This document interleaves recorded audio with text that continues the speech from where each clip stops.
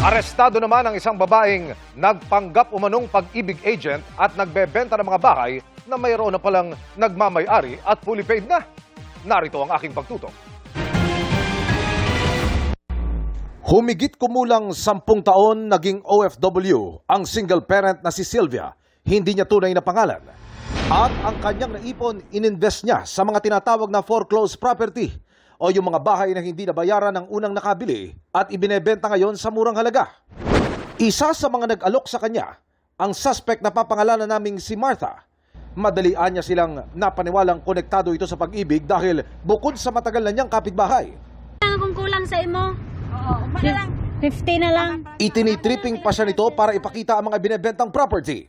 Aabot ng 1.5 million more or less talaga yung nakuha sa akin kasi yung mga bahay na binigay nila sa akin, wala naman talagang tao. Nakakuha ako ng 18 na houses sa kanila, under Pag-ibig lahat kasi ginaya din nila yung firma ni Pag-ibig, yung manager. Doon kami minsan nag-transact talaga sa loob ng Pag-ibig, doon katabi sa guard.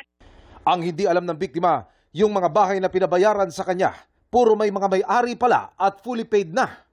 Yung mga bahay kasi na parang na-abandon, which is investment lang po ng mga tao, yung mga nasa abroad, yung mga hindi nila nabibisita, and ito namang namimeke na tao, nagpapanggap na nabili po niya ito sa totoong may-ari, and then ibinebenta sa pamamagitan ng pamimeke ng mga dokumento.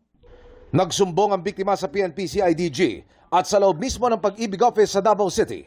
Dinakip ng mga pulis ang babaeng suspect. Nahuli ang respondent habang aktual na nagpuproseso ng mga document para sa mga transaksyon sa pabahay na Pag-ibig at tumanggap ng mark money at budol money mula sa pusher buyer. No comment sa ngayon ang suspect na ipinagharap na ng mga reklamong paglabag sa Anti-Red Tape Act, estafa at usurpation of authority. Grabe sir, yung mental health ko sir, hindi ako nakatulog. Kasi dati akong OFW for 9 years, tapos yung pera ko ginamit ko sa investment dito sa Pilipinas. Tapos nakuha niya lahat. Ang masakit pa doon sir, na-renovate ko yung bahay na hindi pala sa akin. Nako. Tapos sabi niya, ang ganda ng pagka-renovate mo.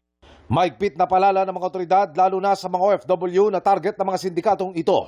Sa mga bumibili ng property, mas mainam po talaga na makausap ang totoong may-ari ng mga property na binibili natin. Maging maingat sa lahat ng mga transactions na pinapasukan nila, lalo na transactions with the government offices. Alam naman natin yung every government office may mga FB page na and FB accounts, pwede silang mag-visit. Emil Sumangil, Nakatutok, 24 Oras.